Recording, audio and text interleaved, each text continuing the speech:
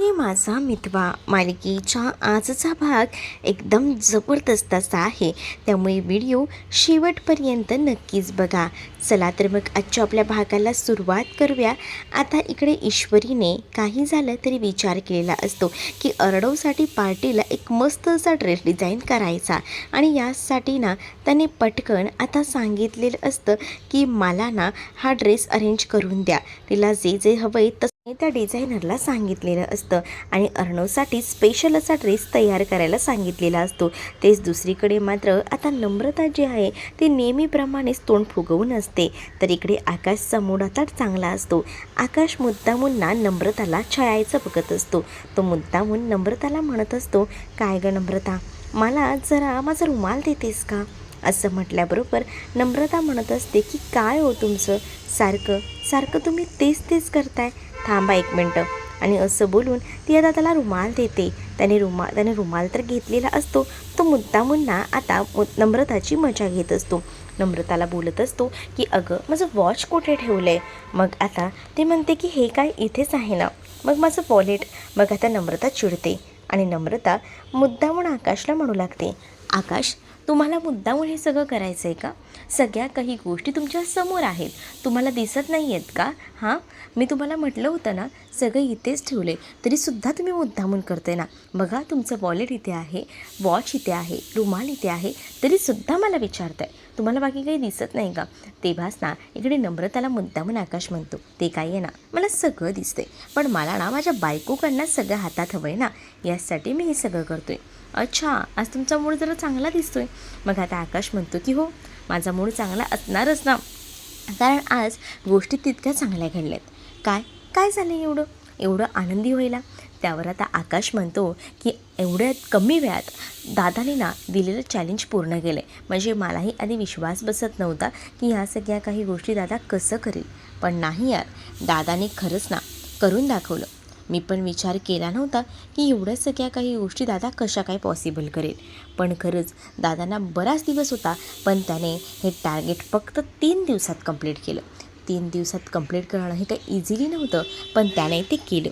तेच आता नम्रता आकाशला म्हणत असते, झालं का पुन्हा तुमचं दादा सुरू?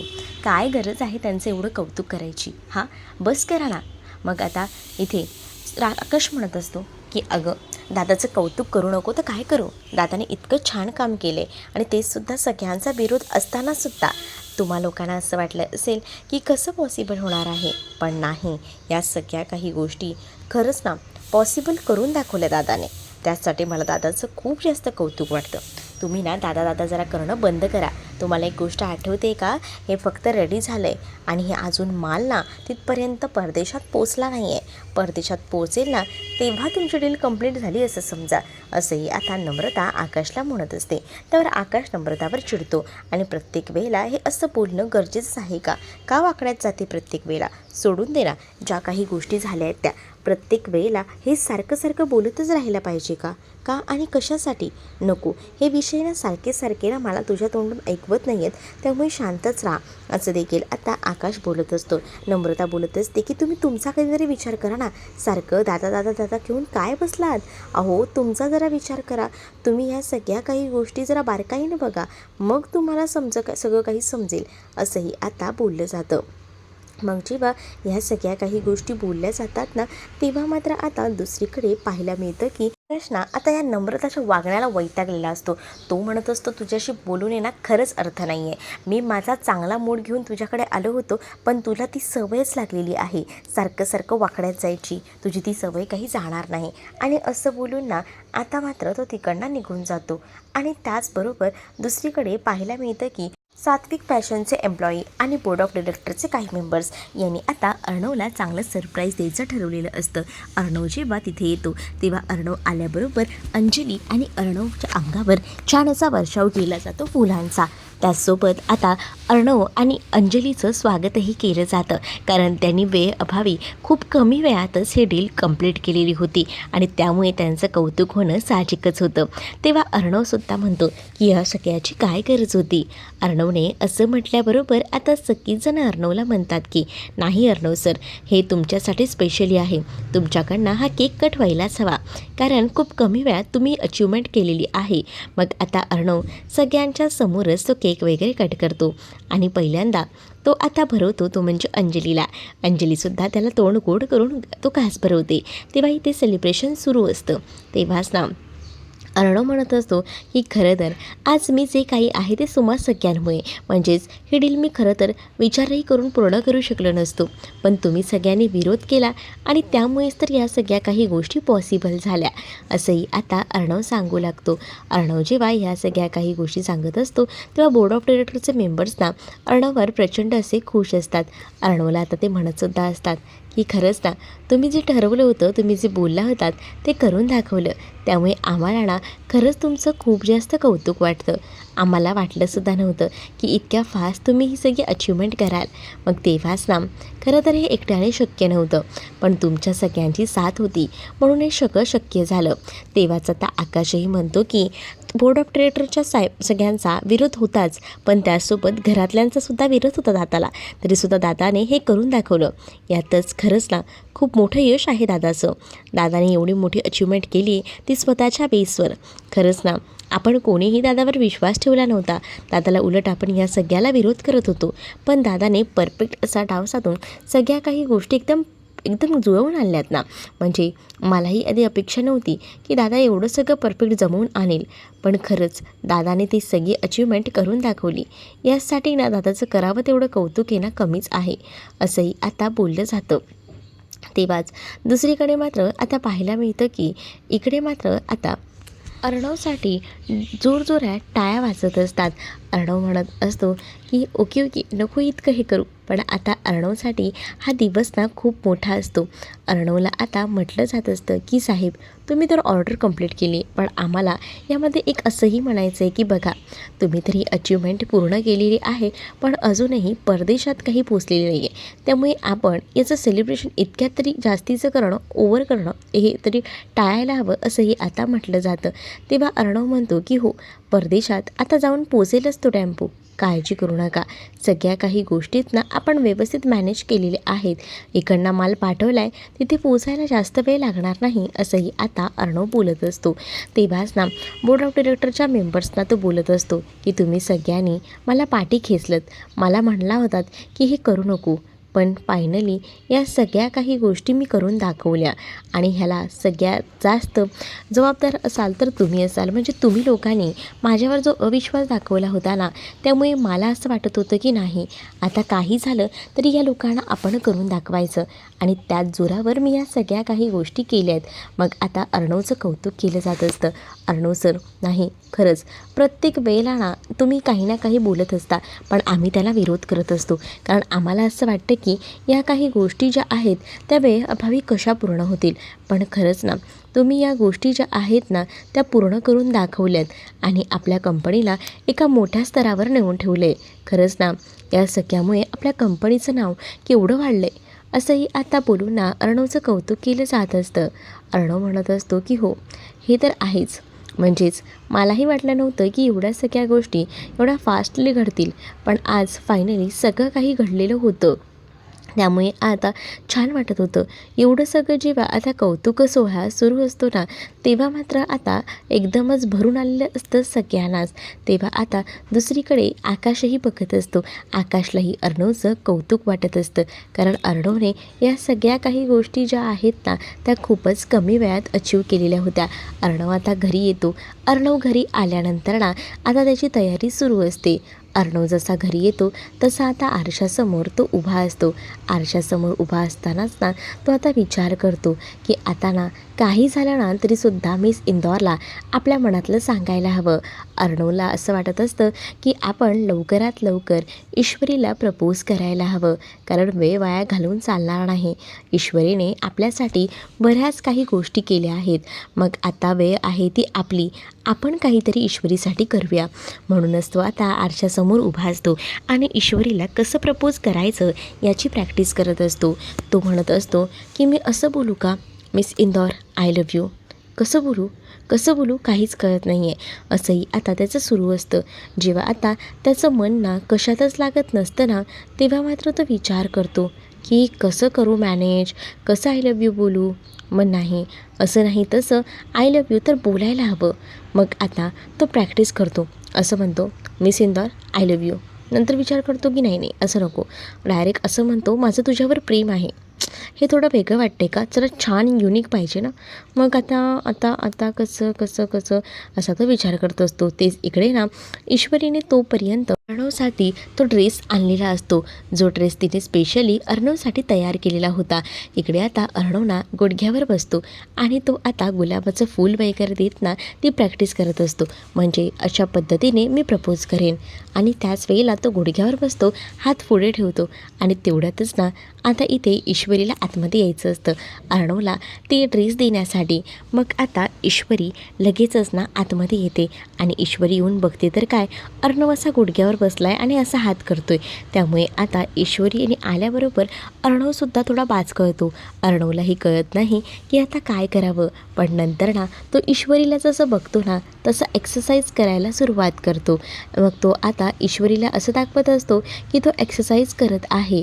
पण ईश्वरी म्हणत असते की अर्णव सर, काय झालं आहे काय तुम्हाला, आता ही वेळ का एक्सरसाइज करायची. त्यावर आता अर्णव म्हणतो की नाही गं, थोडंसं असंच. मग ईश्वरी म्हणते की आता हे लेग एक्सरसाइज कराल आणि मग बाहेर येताना सगळ्यांसमोर पाय मोडत मोडत याल. मग माहिती आहे ना तुम्हाला किती त्रास होतो ते, कशाला. मग तेव्हाच तुम्ही हात असा पुढे ठेवून काय करत होतात ते कळलं नाही मला. त्यावर ईश्वरीला अर्णव सांगत असतो की ते काय नाही, हँड एक्सरसाइज करत होतो बस तेवढंच. मग असं बोलून तो मुद्दामून ना तिला खोटं सांगत असतो. मग ईश्वरी म्हणत असते की तुम्हाला माहिती आहेत ना, ते सगळे काही एक्स्ट्राचे व्यायाम केल्यानंतर तुम्हाला त्रास होतो, मग कशाला आज एवढं करायचं आहे. आणि मग नंतर म्हणाल माझं हे दुखतं आहे आणि माझं ते दुखते, हां एवढं काय गरज आहे करण्याची, असंही आता बोललं जात असतं. हो नाही करत. मग आता ईश्वरी अर्णवला सांगत असते की मी ना तुमच्यासाठी काहीतरी आणलेलं आहे. अर्णव म्हणतो, काय आणलं आहेस आता तू माझ्यासाठी, सांग बरं. त्यावर ईश्वरी अर्णवला सांगत असते की अर्णव सर थांबा ना, स्पेशली तुमच्यासाठी आहे. मग आता अर्णव म्हणतो की बापरे, काय एवढं आणलं आहेस तू माझ्यासाठी. मग तेव्हाच ना अर्णवला ती सांगत असते की प्लीज अर्णव सर तुम्ही तुमचे डोळे बंद करा ना, तुमच्यासाठी स्पेशल असं सरप्राईज आहे. अर्णव म्हणतो की काय, कसलं सरप्राईज, कशाबद्दल बोलतेस. त्यावर अर्णवने आता डोळे बंद केलेले असतात. मग ईश्वरी त्याच्यासाठी जो सूट घेऊन आलेली असते ना तो त्याच्यासमोर ठेवते आणि त्याला म्हणत असते की बघा अर्णव सर, स्पेशली तुमच्यासाठी हा सूट आहे. अर्णव म्हणतो की काय, खरंच माझ्यासाठी तू रेडी केलं आहेस. अर्णवला आता ईश्वरी म्हणते की हो तुमच्यासाठी रेडी केलं आहे, बघा ना एकदा. मग आता अर्णवलासुद्धा उत्सुक असतं की ईश्वरीने आपल्यासाठी काय एवढं रेडी केलं आहे. म्हणूनच मग आता तो सुद्धा पटकन ना बघतो आणि जेव्हा तो आता बघतो ना उघडून, तेव्हा आता ते सगळं काही एकदम छान त्याला वाटायला लागतं. त्याने आता विचारही केला नव्हता की या सगळ्या काही गोष्टी अशा घडतील. म्हणजेच ना आज स्पेशली त्याच्यासाठी एवढा छान दिवस होता आणि त्याच्यासाठीच ईश्वरीने आता हे रेडी केलेलं होतं. ईश्वरीने आता ते त्याच्यासमोर आणून ठेवल्यामुळे अर्णवसुद्धा खूपच जास्त खुश असतो. अर्णव म्हणतो की खरंच वाव, तुझी चॉईस खूपच छान आहे आणि मला हे आवडलं आहे. हे देखील आता बोललं जात असतं. मग तेव्हाच हो मला दिसतंय ना तुम्हाला हे आवडलं असणार आहे, ते कळतं आहे मला. हो आवडले मला, खूप जास्त आवडले. मग आता अर्णवला ईश्वरी सांगते की प्लीज तुम्ही हे ट्राय करा ना. अर्णव म्हणतो की हो करतोय ना ट्राय, थांब. आणि असं बोलून मग आता तो ट्राय करायला सुरुवात करतो. आणि जसं आता तो ट्राय करायला जातो ना तसं मात्र आता ईश्वरी खुश असते. ईश्वरी विचार करते की अर्णव सर कधी येतील. अर्णव सर जेव्हा येतील ना तेव्हा अर्णव सरांना बघायचं आहे. तेच इकडे आता नम्रता सगळी तयारी करत असते. नम्रता जेव्हा तयारी करत असते ना तेव्हा मात्र आता नम्रता विचार करत असते की सगळी तयारी तर झाली आणि तिने आता त्या वेटरला सगळं गरमागरम सर्व करायचं असं सांगितलेलं असतं. आणि जेव्हा या सगळ्या काही गोष्टी सांगितलेल्या असतात तेव्हा मात्र आता तिकडे ना वल्लरी येते. वल्लरी विचार करते की आता मला काही झालं ना तरी काहीतरी करायला हवं, नाहीतर सगळ्याच काही गोष्टी आहेत ना हातातनं निघून जातील. मग आता हे असं म्हटल्यानंतर इकडे मात्र आता ती विचार करते की जर रमाकांतच्या केसमध्ये एवढा विचार करत बसले ना तर मी काय करू, काहीच कळत नाही आहे. मग आता या 2 बहिणींमध्ये जर मी भांडणं लावलीत ना तर माझं काम होऊ शकतं. मग त्यासाठी ना मला असं वाटतं की या 2 बहिणींमध्ये जरा भांडणं लावायला हवी. मग कसं ईश्वरी ना या सगळ्यामध्येच गुंतून राहील ना. जेव्हा ती ह्या सगळ्यात गुंतून राहिली तर आपल्याला आपलं काम करता येतील, पुरावे नष्ट करता येतील असाही विचार ना इथे वल्लरी आता करू लागते. वल्लरी जसा आता विचार करते ना तसं आता वल्लरीच्या डोक्यामध्ये दुसरं काही सुरू नसतं. वल्लरीला आता या दोघांमध्येही भांडणं लावायची असतात. यासाठी ती आता मुद्दामून तिथे आलेली असते आणि नम्रताला म्हणते की नम्रता, तुला ह्या सगळ्या गोष्टी पटतायत का? नम्रता म्हणते, काय बघितलंस का, आज एवढी जी अचिव्हमेंट आहे त्या सगळ्यामध्ये आपल्या आकाशचा सुद्धा हातभार आहे की, पण आकाशचं नाव तरी घेतलं जातं आहे का? नाही ना. मग मला ना ह्याचाच राग येतो. नम्रता म्हणत असते की मलाही या सगळ्या गोष्टींचा राग येतो, पण मी किती वेळा ह्यांना सांगितलं की तुम्ही यामध्ये नका पडू, पण ऐकतील तर खरं ना. त्यांना फक्त त्यांच्या भावाशिवाय म्हणजे जिजूंशिवाय ना दुसरं काही दिसत नाही. मीही त्यांना बऱ्याचदा म्हटलं आहे की नका ह्या सगळ्या काही गोष्टींचं इतकं हे करू, पण ते कुठे ऐकतात. त्यांना जे हवं आहेत ना ते करतातच. मग तेव्हाच ना नम्रता, मी तर इतके वर्ष त्याला सांगून थकली, पण आता जे काही आहे ना ते तुमच्या हातात आहे. म्हणजे बघ ना, जसं त्यांचं कौतुक होतं आहे ना तसं मला तुमचंही कौतुक व्हावं असं वाटतं. त्यासाठी तूच पुढाकार घ्यायला हवा. त्यावर बोला ना, मी काय करायला हवं? आई सांगा ना, मी करेन तसं. असंही आता ती मुद्दामूनच ना नम्रता वल्लरीला बोलत असते. त्यावर वल्लरी नम्रताला सांगत असते की अर्णव ईश्वरीचं कसं स्वतःचा बिझनेस सेट करून बसलेत, तसं बघ आता तुझ्यामध्ये सुद्धा काहीतरी आहे. म्हणजे तू क्लाउड किचन चालवत होतीस बरोबर, तसंच काहीतरी वेगळं आणि युनिक असं काहीतरी ट्राय करा ना दोघंही जणं. तुमचा बिझनेसही तुम्ही पुढे घेऊन जा, म्हणजे कसं तुमचंही 4 चौघात नाव असेल. वल्लरी आता नम्रताचे कान भरू लागते. नम्रताला आता ती म्हणत असते की बघ, मी तुला जे सांगते ना ते चांगल्यासाठी सांगते. मला असं वाटतं ना की ह्यांच्या दबावाखाली आपण किती दिवस राहायचं. आपण सगळ्या काही गोष्टी ज्या आहेत ना त्या हळूहळू का होईना विसरायला हव्यात. म्हणूनच मला या सगळ्या काही गोष्टी अशा कराव्याशा वाटत आहेत. हेही आता बोललं जात असतं. जेव्हा आता हे सगळं बोललं जातं तेव्हा मात्र आता नम्रता थोडी विचार करत असते. नम्रता म्हणत असते की आई, तुम्ही बोलताय ते मला पटतंय आणि तुम्ही सांगताय ना त्या सगळ्या गोष्टी मला कळत आहेत. मग आता तुम्ही काळजी करू नका. तुम्ही म्हणताय ना तसं मी नक्कीच करेन. कारण ना यांच्याशी बोलणंसुद्धा तितकंच गरजेचं आहे. त्यांना प्रत्येक वेळेला मी समजावते, पण नाही समजत होते. ते त्यांचाच विषय पक्का ठरतात. त्यांना मी आतासुद्धा बोलत होते, पण त्यांना त्यांच्या भावापेक्षा म्हणजे जिजूपेक्षा ना दुसरं काहीच महत्त्वाचं वाटत नाही. मी पाहिलं आहे ना त्यांना, या त्यांच्या सवयीच ना मला नाही आवडत. पहिल्यांदाही असे नव्हते, पण आता त्यांच्या वागण्यात बराच बदल झाला आहे. मलाही हेच वाटतं की काही झालं तरी प्रत्येकाने आपला विचार करायला हवा. प्रत्येक वेळेला त्यांचाच विचार का करायचा? आपल्याबद्दल ती लोक काही विचार करतात का?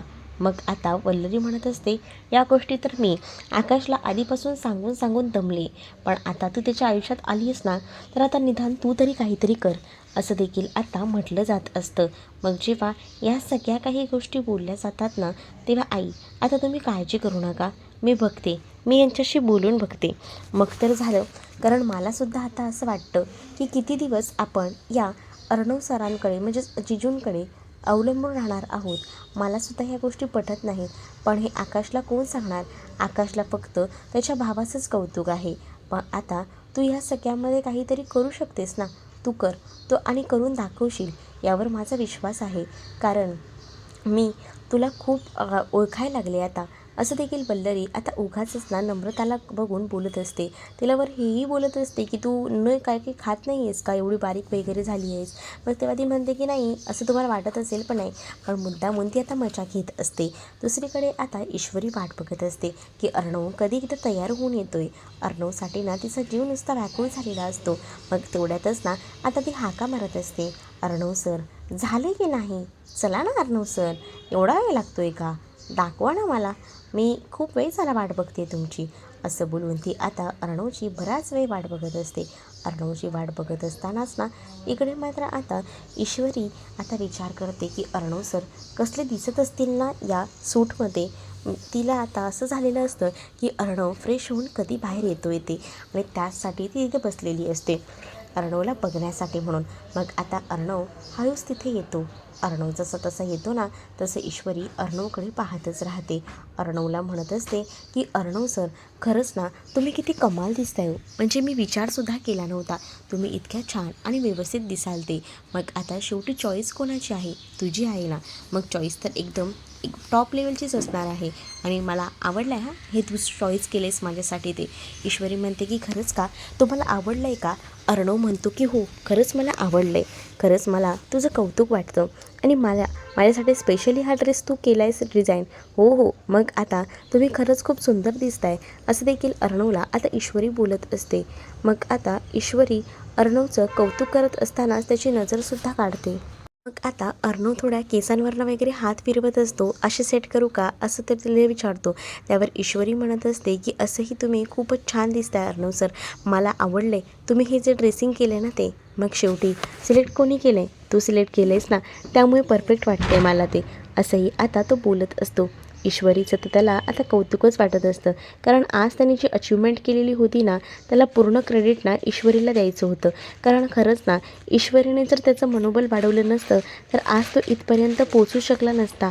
पण आज ईश्वरीमुळे त्याने एवढ्या सगळ्या काही गोष्टी अचीव केल्या होत्या, त्यामुळेच त्याला छान वाटत होतं. तेच आता ईश्वरीला कौतुक हे वाटत होतं की तिचा नवरा आज किती सुंदर दिसतोय त्यासाठी. मग त्याचबरोबर ती आता अर्णवला बघत असते, तर अर्णवने सुद्धा ईश्वरीसाठी गिफ्ट आणलेलं असतं. तर अर्णवही ईश्वरीला म्हणत असतो की थांब, मलासुद्धा ना तुला गिफ्ट द्यायचं आहे.